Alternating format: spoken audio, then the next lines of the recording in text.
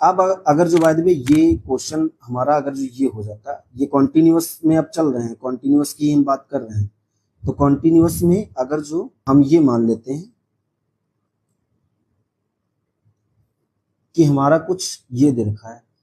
अगर जो Y N या एक्स की पावर मतलब एक्स एन दे रखा है और ये दे रखा है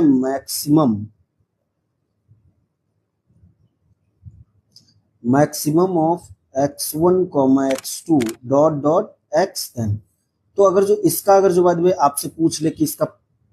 मतलब CDF क्या होगा, तो इसका CDF लिखने के लिए एफ वाई बराबर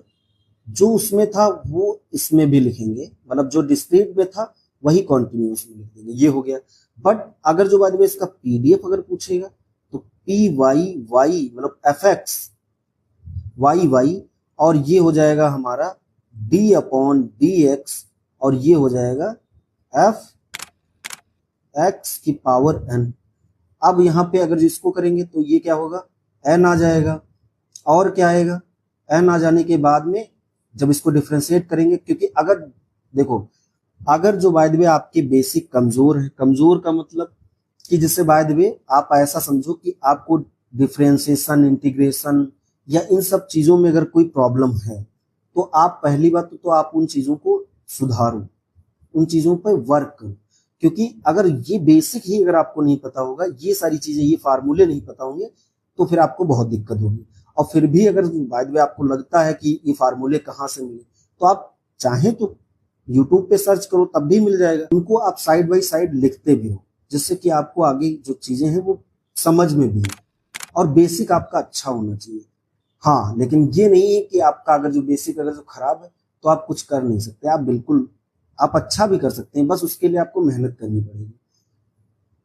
तो अब अगर जो बाद इसका डिफरेंशिएशन होता है तो मैं ये मान के चलता हूँ कि आपको ये डिफरेंशिएशन आता है, तो ये हो जाएगा, तो इसको हम लिखेंगे fx और ये हो जाएगा n-1 और जो ये अंदर छुपा हुआ था अब इसको भी करेंगे तो ये हो जाएगा dx fx, ये हो जाएगा। अब इसी तरह से हम इसको अगर करेंगे तो देखो n हो जाएगा fx हो जाएगा n-1 हो जाएगा और ये जो है इसको हम लिख लेंगे fx। तो ये हमारा हो गया इसका PDF। जब मैक्सिमम के लिए पूछा जाएगा तो इसका PDF ये होगा।